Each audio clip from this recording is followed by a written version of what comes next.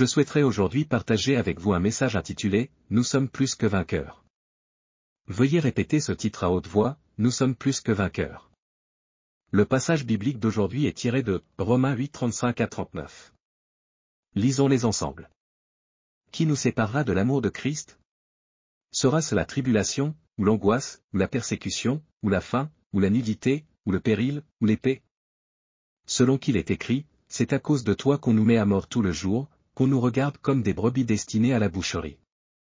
Mais dans toutes ces choses nous sommes plus que vainqueurs par celui qui nous a aimés. Car j'ai l'assurance que ni la mort ni la vie, ni les anges ni les dominations, ni les choses présentes ni les choses à venir, ni les puissances, ni la hauteur, ni la profondeur, ni aucune autre créature ne pourra nous séparer de l'amour de Dieu manifesté en Jésus-Christ notre Seigneur. Alors que nous entamons la 3e année de la pandémie de Covid-19, des soupirs de désespoir se font entendre partout. Les petits commerçants et les indépendants disent qu'ils ne peuvent plus tenir un jour de plus. Tout est fini. Nous ne pouvons plus rien faire. Ils gémissent et manifestent, demandant: cessez de nous restreindre avec des mesures sanitaires et donnez-nous un peu de liberté. Permettez-nous d'ouvrir nos commerces 24 heures sur 24. En effet, ceux qui travaillaient auparavant 24 heures sur 24 ne peuvent désormais ouvrir que jusqu'à 21 heures, ce qui signifie que leurs revenus ont été réduits à un tiers, rendant difficile le paiement du loyer et des salaires. Ils portent le lourd fardeau de leurs affaires en famille. Les jeunes se lamentent également de ne pas trouver de travail. Les cris de désespoir résonnent de toutes parts. Certains, poussés à l'extrême, en viennent même à se demander « Pourquoi vivre ainsi ?» et font des choix tragiques. Cependant, même dans des situations de désespoir, nous ne devons pas abandonner ni baisser les bras. Nous devons retrouver de la force et mener une vie victorieuse, surmontant les difficultés. Ces épreuves n'affectent pas seulement les non-croyants, elles touchent aussi les croyants, nous plongeant parfois dans le découragement. Pourtant, le Seigneur nous réconforte et nous renouvelle par sa parole miraculeuse et bénie. Dans Ésaïe 41:10, nous trouvons cette promesse extraordinaire: ne crains rien, car je suis avec toi, ne promène pas des regards inquiets. Car je suis ton Dieu, je te fortifie, je viens à ton secours, je te soutiens de ma droite triomphante. Accrochez-vous à cette promesse et avancez avec foi, encore et encore, au nom du Seigneur. Peu importe les difficultés qui se dressent sur votre chemin, si vous avez confiance en le Seigneur et si vous le suivez, vous surmonterez toutes les épreuves et vous triompherez. Tout d'abord, parlons l'amour indéfectible de Christ. L'apôtre Paul, dans Romains 8, affirme que rien, aucune épreuve ni tribulation, ne peut nous séparer de l'amour de Christ. Il le déclare ainsi dans Romains 8, 35, « Qui nous séparera de l'amour de Christ ? Rien ni personne ne peut nous séparer de l'amour de Christ. » Quand nous étions encore pécheurs, Jésus a porté nos péchés et est mort à notre place sur la croix. Il nous a aimés jusqu'à ce point. Nous n'avions aucun mérite pour recevoir cet amour. Nous étions des pécheurs, mais il nous a aimés d'un amour unilatéral, en portant nos péchés sur la croix. Romains 5:8 explique, « Mais Dieu prouve son amour envers nous, en ce que, lorsque nous étions encore des pécheurs, Christ est mort pour nous. » Si Jésus nous a aimés ainsi, qui peut nous séparer de son amour? Nous étions ennemis de Dieu à cause de notre péché, mais Jésus a rétabli la paix entre nous et Dieu en mourant pour nos péchés. Romains 5:10 le dit ainsi, « Car si, lorsque nous étions ennemis, nous avons été réconciliés avec Dieu par la mort de son Fils, à plus forte raison, étant réconciliés, serons-nous sauvés par sa vie. » Nous étions ennemis à cause de nos péchés, mais en mourant pour nous, Jésus a restauré notre relation avec Dieu. Nous pouvons maintenant servir le Seigneur avec joie et reconnaissance, car nous avons été réconciliés avec lui. Le verset clé de toute la Bible est Jean 3,16, « Car Dieu a tant aimé le monde qu'il a donné son Fils unique. Afin que quiconque croit en lui ne périsse point, mais qu'il ait la vie éternelle. » Dieu a aimé ce monde au point de permettre que Jésus soit crucifié pour nous. Grâce à cette grâce extraordinaire, nous avons reçu le salut et la vie éternelle en croyant en Jésus.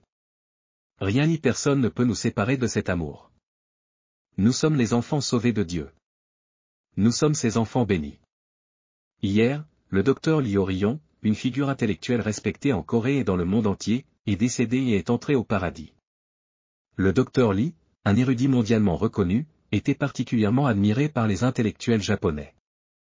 De nombreux penseurs japonais se sont inclinés devant lui pour apprendre de sa sagesse. Cependant, c'est par la mort de sa fille et le témoignage de l'Évangile qu'il a été touché par la grâce de Dieu et a accepté Jésus.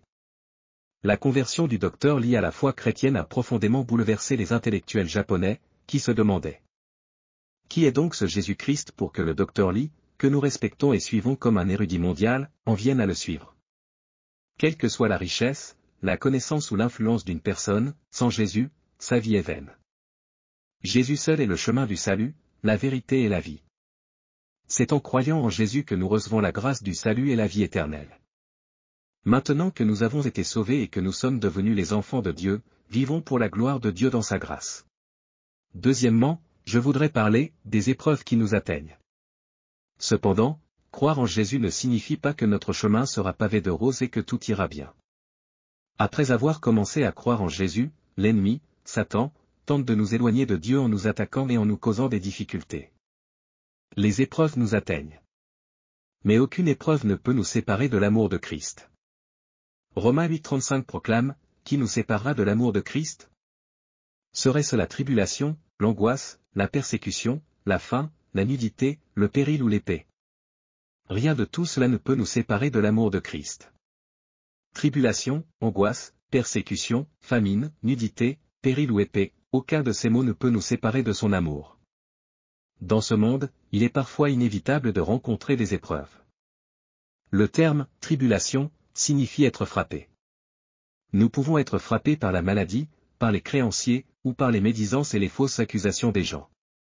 En particulier, les croyants en Jésus sont souvent scrutés par les non-croyants, et lorsque quelque chose ne leur plaît pas, ils nous attaquent. C'est pourquoi nous devons être encore plus exemplaires. Nous subissons des tribulations, mais aussi des angoisses. L'angoisse est la douleur intérieure.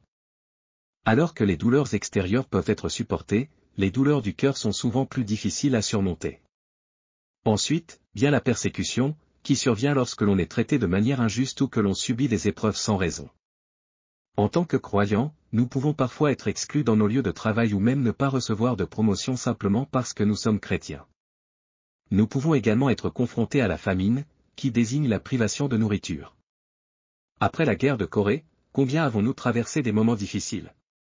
Je me souviens qu'étant enfant, il y avait tellement de gens affamés qu'ils frappaient à chaque porte avec une boîte en fer pour mendier de la nourriture.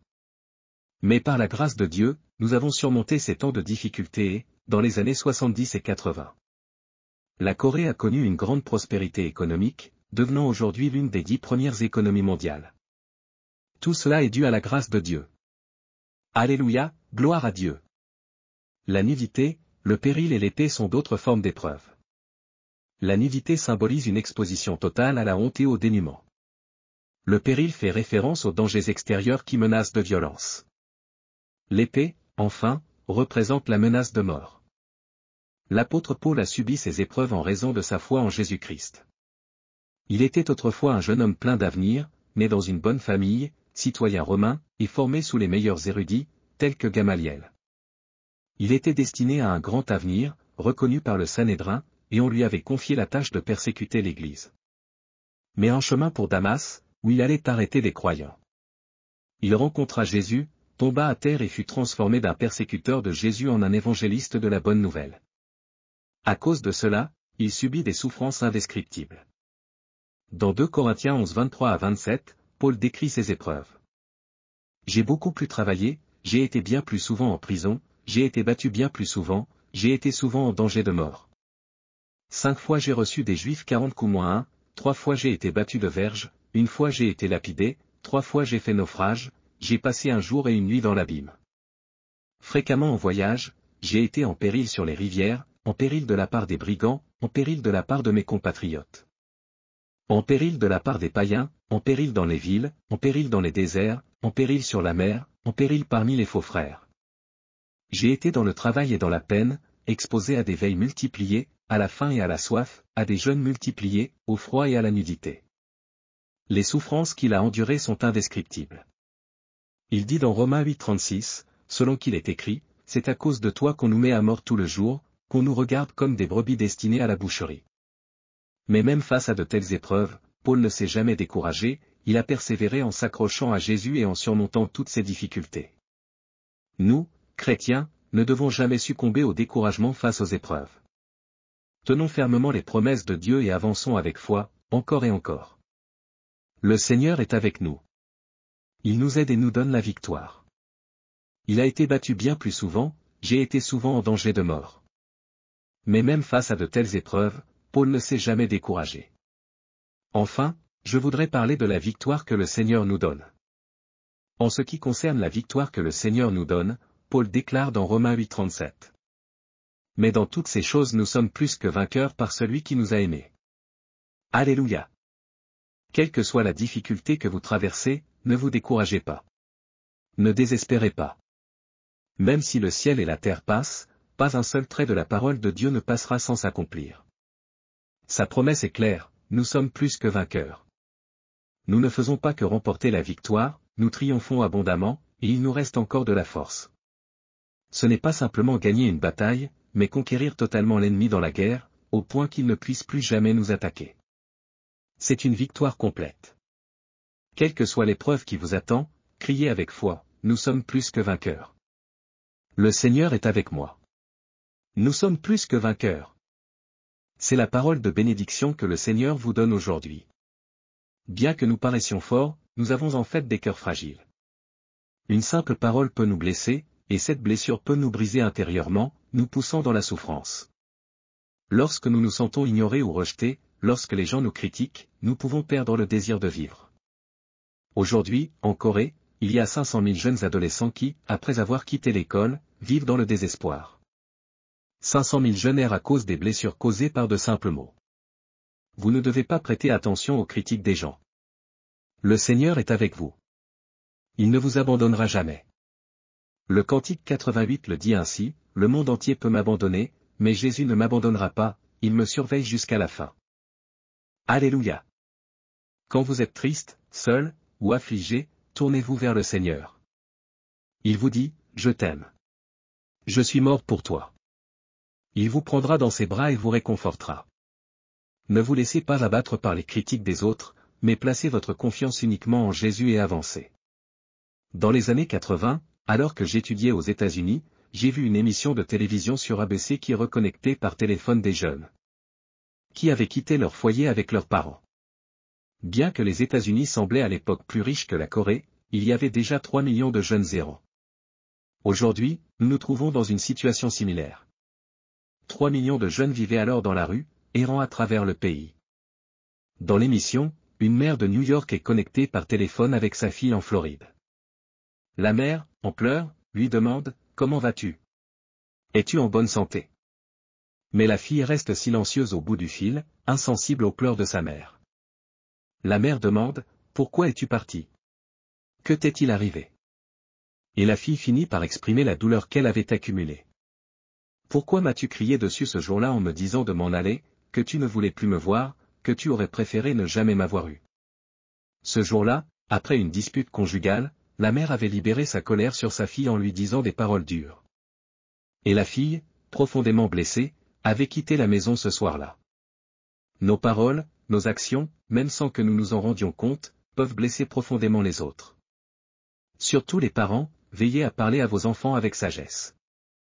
Si vous laissez vos émotions prendre le dessus, vous risquez de causer des dommages durables. Telle est la faiblesse de notre nature humaine. Mais en regardant à Jésus, nous pouvons surmonter toutes les blessures, tous les obstacles. Ne soyez plus prisonniers de votre passé, des paroles douloureuses qui vous ont blessé. Débarrassez-vous-en, et tenez fermement le Seigneur pour avancer encore et encore avec foi. Aucune souffrance, aucun problème que les autres vous infligent ne pourra jamais vous séparer de l'amour de Christ. L'apôtre Paul le déclare dans Romains 8, 38 à 39. Car j'ai l'assurance que ni la mort ni la vie, ni les anges ni les dominations, ni les choses présentes ni les choses à venir, ni les puissances, ni la hauteur ni la profondeur, ni aucune autre créature ne pourra nous séparer de l'amour de Dieu manifesté en Jésus-Christ notre Seigneur. Alléluia. Parfois, nous trébuchons et tombons dans ce monde difficile. Mais lorsque cela se produit, saisissons la promesse de Dieu et relevons-nous en regardant vers le Seigneur. L'expression « tomber 7 fois et se relever 8 fois » est tirée de Proverbe 24:16.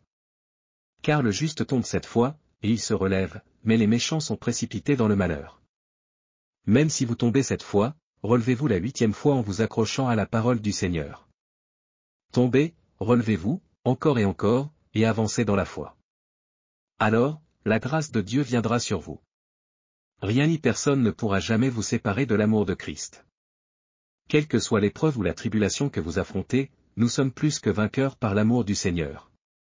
Il y a un homme de foi qui a triomphé des épreuves les plus difficiles en s'accrochant à la promesse de Dieu dans la prière. C'est l'histoire de Joseph Scrivant. Né en 1819 à Dublin, en Irlande, dans une famille aisée, il fut diplômé de l'illustre Trinity College. En 1843, il était sur le point de se marier, mais la veille de son mariage, sa fiancée mourut tragiquement, noyée dans une rivière en se rendant à leur rencontre. Scrivant, qui assistait impuissant à la scène au loin, arriva trop tard pour la sauver. Cette perte l'ébranla profondément. Après cet événement, il quitta l'Irlande et émigra en Ontario, au Canada, où il commença une nouvelle vie en tant que tuteur. Là-bas, il rencontra Elisa Roche, une nièce de la famille chez qui il enseignait, et ils se fiancèrent. Mais peu avant leur mariage, Elisa tomba gravement malade après avoir attrapé une pneumonie lors de son baptême par immersion dans l'eau froide. Et elle mourut après plusieurs mois de souffrance. Désespéré, Scrivant se retrouva une fois de plus plongé dans la douleur, se demandant pourquoi de telles épreuves lui arrivaient. À cela s'ajouta la nouvelle que sa mère, restée seule en Irlande, était gravement malade. Pleurant et priant devant Dieu, il lui fit cette prière: « Seigneur, j'ai perdu 2 fois l'amour de ma vie et je me sens seul et abandonné. Mais toi, Seigneur, deviens l'ami de ma mère et guéris-la. Aide-moi à devenir l'ami de ceux qui sont seuls et dans le besoin. Désormais, je vivrai pour toi seul. » Alors qu'il priait ainsi, la consolation divine envahit son cœur. Il réalisa qu'il n'était pas seul dans son affliction, mais que le Seigneur était avec lui, et que le Seigneur était aussi aux côtés de sa mère, même malade, pour la soutenir. Reconnaissant la grâce de Dieu, il écrivit un poème à sa mère, qui est devenu par la suite un cantique bien-aimé. Quel ami nous avons en Jésus, qui porte nos péchés et nos fardeaux. Quel privilège de tout apporter à Dieu en prière. Oh, quelle paix nous manquons souvent, simplement parce que nous ne portons pas tout à Dieu en prière. Ce poème est devenu le célèbre cantique « Quel ami fidèle et tendre ». Joseph Scrivant n'a jamais épousé quelqu'un d'autre après la mort de ses 2 fiancés. Il a consacré le reste de sa vie à servir les pauvres et les nécessiteux, et lorsqu'il est mort, on l'a qualifié de saint pour son amour et sa dévotion. Chers amis, vous n'êtes pas seuls. Le Seigneur est avec vous, même dans vos moments de souffrance. Rien ni personne ne pourra jamais vous séparer de l'amour de Christ. Déposez vos fardeaux aux pieds du Seigneur, et avancez dans la foi, encore et encore, au nom de Jésus. Jésus vous aime. Il est votre ami fidèle qui marchera à vos côtés tout au long de votre vie et vous fera triompher de toutes vos difficultés. Rien ni personne ne pourra vous séparer de son amour. Accrochez-vous à sa main et avancez avec foi. Que le Seigneur vous bénisse et vous fortifie. Amen. Prions ensemble.